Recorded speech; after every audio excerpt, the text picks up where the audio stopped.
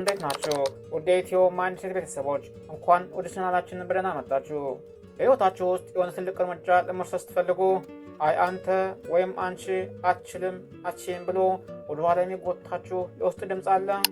ወይም አዲስ ነገር ለመሞከር ስታስቡ ባይሳካልኝስ የሚል ስጋት ይይዛችኋል? እንግዲያውስ ብቻችሁን አይደላችሁም። በራስ መጠራጠር ሁላችንም የሚያደናቅፍ እድሎችን እንዳንጠቀም የሚያደርግና አንዳንዴም ለሌሎች ሰዎች መጠቀሚያ እንድንሆን በር የሚከፍት የተለመደ ስሜት ነው። ነገር ግን ዛሬ በትክክል በዚህ ቪዲዮ ውስጥ በራስ መተማመናችሁን እንቅፍ ሊያደርጉ የሚችሉ ተግባራዊ ነጥቦችን ላካፍላችሁ መጥቻለሁ። እነዚህ ነጥቦች እንዲሁ የአየር በአየር ሀሳቦች አይደሉም። እንደ ዋረን በፊት ካሉ የዓለማችን ስኬታማ ሰዎች ሕይወት ተሞክሮና ምርጥ ጥናቶች የተቀመሩ ናቸው። እስከ መጨረሻው አብራችን ከቆያችሁ ወደ የትኛውን ቦታ በኩራትና በሙሉ ልብ ለመግባት የሚያስችላችሁን ቁልፍ እንደምትይዙ ቃል እገባላችኋለሁ። ወደ መጀመሪያው ነጥብ እንግባ። አንደኛ፣ ቀኑን በትንሽ ድል ጀምሮ። በራስ መተማመን ልክ እንደ ትልቅ ህንፃ አስቡት። መሰረቱ ካልጠነከረ በቀላሉ ይናዳል። በራስ የመተማመናችን መሰረት ደግሞ ለራሳችን የምንገባውን ቃል ማክበር ነው። ቀኑ ስትጀምሩ ለራሳችሁ በምትገቡት ትንሽ ቃል ኪዳን ጀምሮ። ለምሳሌ ዛሬ ጠዋት ከእንቅልፌ ስነቃ አልጋን ያነጥፋለሁ ብላችሁ ወስኑ። ቀላል ይመስላል አይደል? ነገር ግን ጠዋት ተነስታችሁ ያን ስታደርጉ ለአእምሯችሁ እኔ ቃሌን የማከብር ሰው ነኝ የሚል ኃይለኛ መልእክት ታስተላልፋላችሁ። ይቺ ትንሽ ድል የቀኑን ሌሎች ትልቅ ውሳኔዎችን በድፍረት ለመወሰን መንደርደሪያ ትሆናለች። የዓለማችን ቁጥር 1 ባለሀብት ከሆኑት አንዱ ዋረን በፌት ይህንኑ መርህ ይከተላል። የስኬቱ ሚስጥር በየቀኑ ትንሽ የሚመስሉ ነገር ግን ወሳኝ የሆኑ ልምዶችን ያለማቋረጥ መደጋገም ነው። ለምሳሌ በየቀኑ ከ5 እስከ 6 ሰዓት ድረስ የማንበብ ልምድ አለው። ይህን ወጥነት ያለው ልምምድ በውሳኔዎች ላይ ጽኑ መተማመን እንዲኖረው አድርጎታል። ስለዚህ እናንተም ቀናችሁን በትንሽ ድል ጀምሮ። ያቺ ትንሽ ድል ቀንም ሙሉ አብሯችሁ የሚቆይ የመተማመን ስሜት ትፈጥርላችኋለች። ሁለተኛ፣ አቋምና አካሄዳችሁን አስተካክሉ። በራስ መተማመን የአእምሮ ብቻ ሳይሆን የአካልም ጉዳይ ነው። አእምሮአችን ሰውነታችንን እንደሚቆጣጠር ሁሉ ሰውነታችንም በአእምሮአችን ላይ ትልቅ ተጽዕኖ አለው። እስኪ አንድ ነገር አስቡ። በራስ መተማመን የሌለው ሰው ሲራመድ ወይም ሲቀመጥ እንዴት ነው? አጎንብሶ አይኑን ሰበር አድርጎ ራሱን አሳንሶ አይደል? በተቃራኒው በራስ የሚተማመን ሰው ቀና ብሎ ደረቱን ገፋ አድርጎ አይን እያየ በኩራት ይራመዳል። ሶስተኛ፣ የፍርሃት ምንነት ተረዱ። እውነቱን እንነጋገር ከተባለ ሁላችንም ፍርሃት ይሰማናል። አዲስ ነገር ስንጀምር፣ ብዙ ሰው ፊት ስንናገር ወይም ትልቅ ውሳኔ ስንወስን ፍርሃት መምጣቱ አይቀርም። በራስ የሚተማመኑ ሰዎች ፍርሃት የማይሰማቸው አይደሉም። በፍጹም።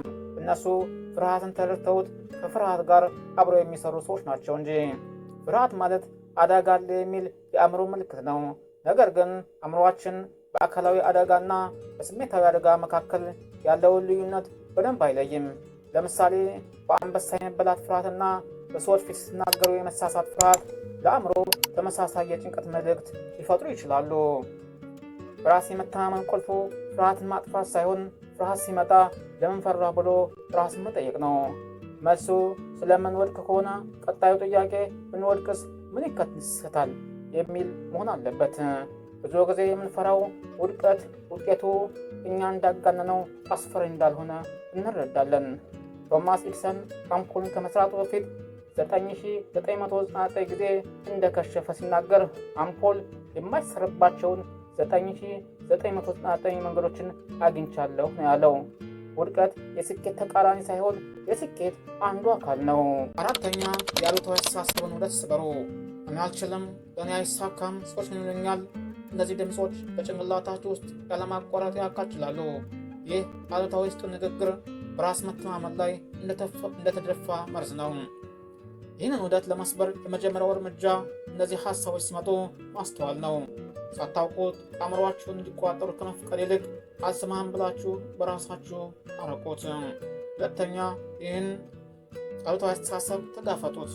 እኔ አልችልም የሚለው ሀሳብ ሲመጣ እርግጠኛ ነኝ የማልችለው፣ ከዚህ በፊት ሞክሬ ያውቃለሁ ብላችሁ ራሳችሁን ጠይቁ። ብዙ ጊዜ እነዚህ አሉታዊ ሀሳቦች በእውነታው ላይ ሳይሆን በስጋት ላይ ብቻ የተመሰረቱ እንደሆኑ ትረዱታላችሁ። በመጨረሻም አሉታዊውን ሀሳብ በአዎንታዊና በተጨባጭ ሀሳብ ተኩት። ይህን ስራ በፍጹም አልችለውም ከማለት ይልቅ ይህ ስራ ፈታኝ ነው፣ ነገር ግን ከዚህ በፊት ከባድ ችግሮችን አልፌያለሁ። ስለዚህ ይህንን መሞከር ዝግጁ ነኝ ብላችሁ ለራሳችሁ ንገሩ። ራስን ማበረታታት በራስ የመተማመን የመጀመሪያው እርምጃ ነው። አምስተኛ በብቃትና በዝግጅት ላይ አተኩሩ። ራስ መተማመን ከምንም አይመጣም።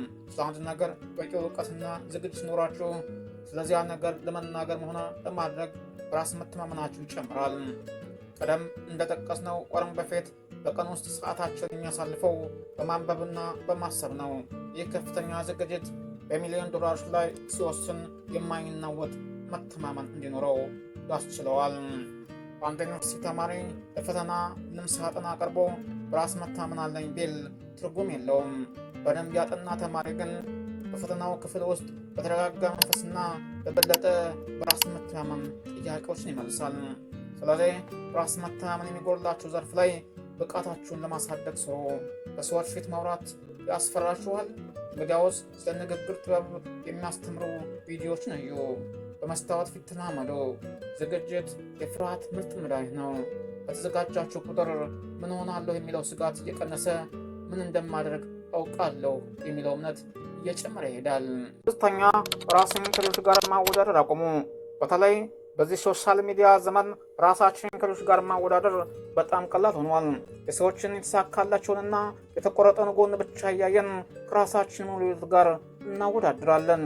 ይህ በራስ መተማመን ከሚሸረሹ ነገሮች አንዱና ዋነኛው ነው። አንድ ሰው ኦንላይን ሲታዩት የምታዩት የተሳካለትን ህይወቱን ክፍል ብቻ ነው። ከትዕይንቱ በስተጀርባ ያለውን ልፋት፣ ውድቀትና ትግል አታዩም። እውነተኛ እድገት የሚመጣው ራስን ከትናንትናው ማንነታችን ጋር ስናወዳድር እንጂ ከሌሎች ጋር ስናወዳድር አይደለም።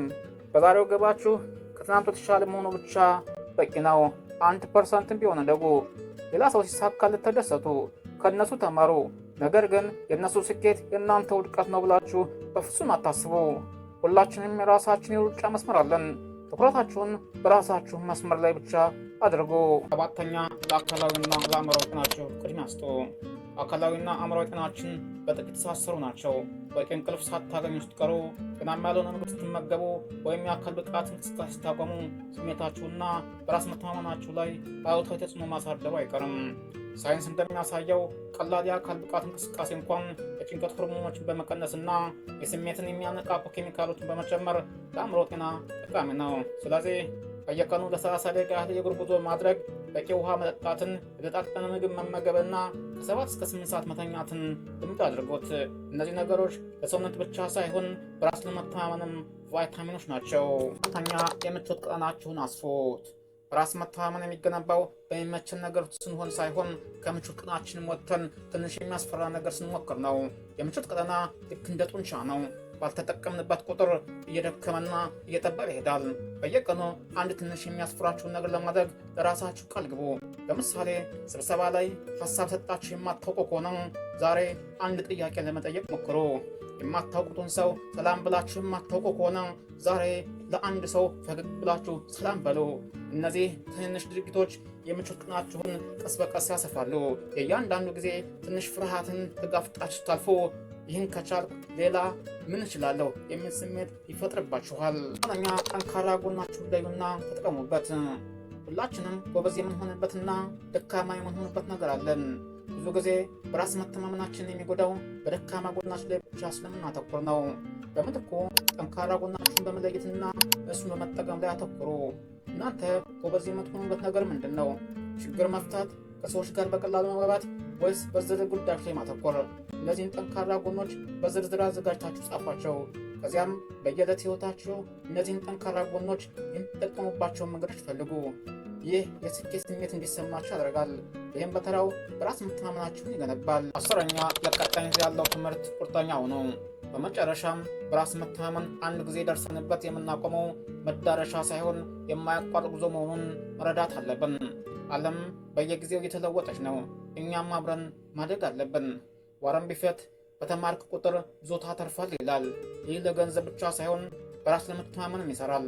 በተማራችሁና ባደጋችሁ ቁጥር ለአዲሱ ዓለም ውስጥ በድፍረት ለመራመድ የሚያስችል ብቃትና በራስ መተማመን ይኖራችኋል። አዲስ ክህሎት ለመማር፣ መጽሐፍ ለማንበብ ወይም ከራሳችሁ የተሻሉ ሰዎች ጋር ጊዜ ለማሳለፍ ቁርጠኛ ሆኑ። የእድገት አስተሳሰብ ወይም ግሮዝ ማይንድሴት ይኖራችሁ። ይህ ማለት ችሎቶቻችሁ በልፋትና በቁርጠኝነት ሊዳብሩ እንደሚችሉ ማመን ነው። ማጠቃለያና የተግባር ጥሪ። ዛሬ በራስ መተማመናችሁን በጥፍ ጨምሮ የሚችሉ 10 ነጥቦችን ተመልክተናል። ከትንሽ ቃል ኪዳኖች መጀመር አንስቶ የአቋም ለውጥ፣ የፍርሃት አያያዝና የማያቋርጥ ትምህርትን አይተናል። ያስታውሱ፣ በራስ መተማመን የሚገነባው በማወቅ ብቻ ሳይሆን ወደ ተግባር በመለወጥ ነው። ስለዚህ ከእነዚህ ነጥቦች ውስጥ ዛሬ የሆኑ ጀምሩት። የምትችሉትን አንድ ነጥብ ብቻ ምረጡና ጀምሮ። ውድ የኢትዮ ማይንድሴት ቤተሰቦች ይህ ቪዲዮ ጠቃሚ ሆኖ ካገኛችሁት ለወዳጅ ዘመዶቻችሁ እንዲዳረስ ላይክና ሼር አድርጉት። ለወደፊቱ ህይወት ቀያሪ ሀሳቦች እንዳመጣችሁ ቻናላችንን ሰብስክራይብ ማድረግና የደወል ምልክቷን መጫን አትርሱ። በሚቀጥለው ቪዲዮ እስከምንገናኝ ድረስ በራሳችሁ ላይ እመኑ። መልካም ሳምንት ይሁንላችሁ።